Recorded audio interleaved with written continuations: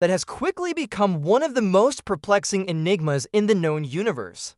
These strange phenomena are called fast radio bursts, or FRBs. Their origins are unknown, and their implications remain largely theoretical. But the mystery didn't begin here. It began with a subtle anomaly, something so faint and easily dismissed that it nearly went unnoticed altogether. The Voyager spacecraft, twin marvels of 20th century engineering, launched in 1977, had long since crossed the borders of our solar system, journeying deep into interstellar space. Each carried a golden record, a time capsule of Earth sounds, music, and greetings in multiple languages, intended for any intelligent life that might one day intercept them.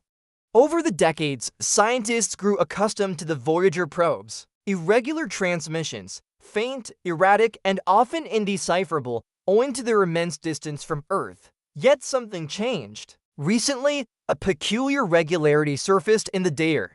Hidden within the ambient noise of Voyager's transmissions, a disturbingly structured pattern began to emerge. Most assumed it was a technical issue, perhaps a software glitch or the slow degradation of the spacecraft's ancient hardware. These probes were, after all, never meant to survive for nearly half a century. However, when an advanced AI-driven analysis system was applied, an artificial neural network trained on decades of space signal data uncovered something extraordinary. This wasn't a malfunction. The data bore signs of deliberate alteration. Something or someone was modifying Voyager's outgoing transmissions. Enter Dr. Michio Kaku, theoretical physicist and well-known voice in science communication. The AI had done what human senses could not. It reconstructed an image embedded within Voyager's data stream. This image wasn't from Voyager's systems themselves, but seemed hidden within the information the spacecraft was transmitting. When finally revealed, the image resembled no known celestial body, artifact, or physical phenomenon. It suggested not randomness, but intelligence. It contained an eerie and intricate design of geometry, both biological and artificial, woven through what should have been a purely mechanical signal. The implications were immediate and staggering. For decades, Voyager stood as our farthest emissary, a lone representative of Earth's curiosity and spirit. Its golden record served as a hopeful gesture, a peaceful message to the cosmos. But now it seemed that the silence was broken. Something had replied. This reply didn't come in the form of a traditional message, not in speech, nor in simple signals. Instead, it was embedded, encrypted, and hidden, as if meant to be discovered only when we were capable of perceiving it. Kaku emphasized that the image bore features outside the realm of known Earth physics. It included three-dimensional fractals, non-Euclidean shapes, and dynamic symmetries, forms that changed their meaning depending on perspective. Some who saw the image claimed to detect a face-like pattern, while others interpreted it as a network of consciousness's self-portrait of the sender, perhaps. Regardless of interpretation, the conclusion was universal. This was not chance. This was design. This was intent. The scientific world was shaken. This changed everything. No longer was the question merely whether intelligent life existed beyond Earth. It was now a question of engagement, contact, response, but not in the ways we expected. Not with language, with cognition, with symbol, with challenge. Voyager's signal was not drifting aimlessly in the void. It had been intercepted. Something out there had not only listened, but responded, and in a way that demanded intelligence not only from us, but from our machines. The AI that deciphered this image wasn't just a tool anymore. It had become a collaborator.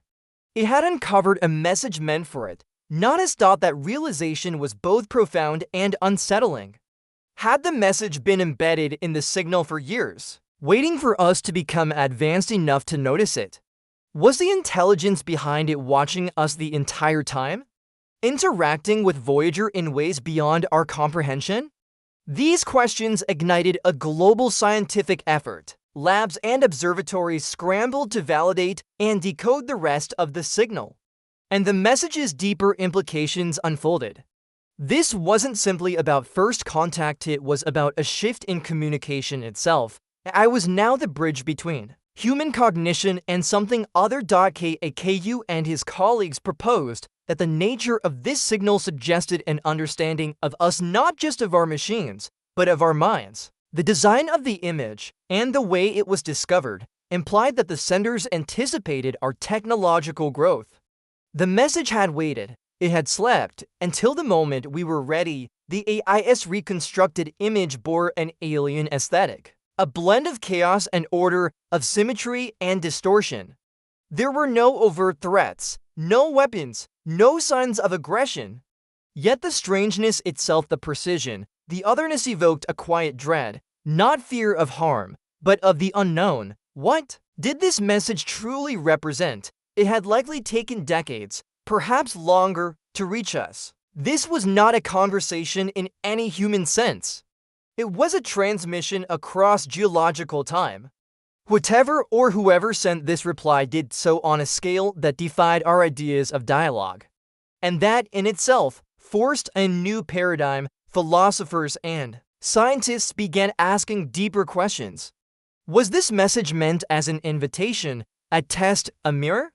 The fact that it was sent to Voyager, rather than directly to Earth, suggested restraint or caution, perhaps even respect. Perhaps the sender knew that our own growth had to reach a certain point before we could understand. Attention turned to other long-range probes, Pioneer, New Horizons, and older satellites. All were reanalyzed using the new AI techniques, but none bore anything like what Voyager carried. Only Voyager had been chosen or stumbled into the line of contact. Why Voyager? Was it the golden record? Did the senders perceive it as a sign of our maturity, our artistic and scientific potential, or was it simply the first thing they found, and they chose to respond in kind with mystery rather than clarity throughout this unfolding drama? Kaku urged caution. He acknowledged the temptation to declare first contact or cosmic revelation. But the intelligence we might be encountering could be as alien in logic and perception as the stars themselves. It might not recognize us as sentient in our own terms, but it had spoken. That alone changed everything. There was endless speculation. Was this a greeting, a challenge, a map, an autobiography? Linguists, mathematicians, biologists, and artists joined the inquiry. The effort became multidimensional. This was no longer just science, it was the study of intelligence itself, in whatever form it might take. The AI that first found the image was no longer treated as a passive instrument. It was viewed as a new kind of listener, one capable of perceiving where human senses failed. New generations of AI were deployed across observatories worldwide. A hybrid process began. Human intuition worked alongside machine insight. The boundary between observer and participant blurred. The implications for future missions were enormous. New interstellar probes would be designed not just for exploration, but for interpretation. AI would be built into them from the start, not as assistants, but as potential translators of a language too vast for human comprehension. The message from Voyager remained singular. One image, one strange data stream, but it was enough. Enough to shift the foundation of how we viewed ourselves and our place in the cosmos. We had sent out a call in the dark. Now the dark had whispered back, not in a language of words, but of consciousness, encoded. What came next was just as startling. Deeper analysis of Voyager's transmissions revealed more than just the original image. The AI began detecting additional anomalies, subtle shifts in frequency, irregular pulses, and rhythmic oscillations that defied known physical laws. A cosmic heartbeat buried in static. These patterns didn't stand out until viewed through recursive, self-similarity-based AI filters. They weren't random, they followed mathematically significant intervals, hinting at a system designed not for linear communication, but for resonance patterns meant to echo across time and space. Strangely, some of these data bursts appeared to align with cosmic events, solar flares, gamma-ray bursts, even gravitational wave detections. The emerging theory was radical. The intelligence behind the message might be sensing its communication with celestial phenomena. It was using the universe as a medium, a cosmic clock, This concept cosmic resonance transformed the field of interstellar communication. Scientists no longer searched for anomalies alone. They began searching for aligned anomalies, moments when strange signals coincided with cosmic shifts. This demanded cooperation across disciplines. Astronomy merged with data science, neurology with semiotics. Kaku and others proposed a mind-bending possibility: the intelligence we were detecting might not exist in one place.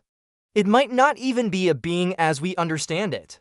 It could be a distributed consciousness, a non-local mind interwoven with the universe's very structure. The signals could be contact points, echoes, touchstones from a larger, multidimensional intelligence. If that were true, then Voyager hadn't encountered a civilization, but an intelligent process.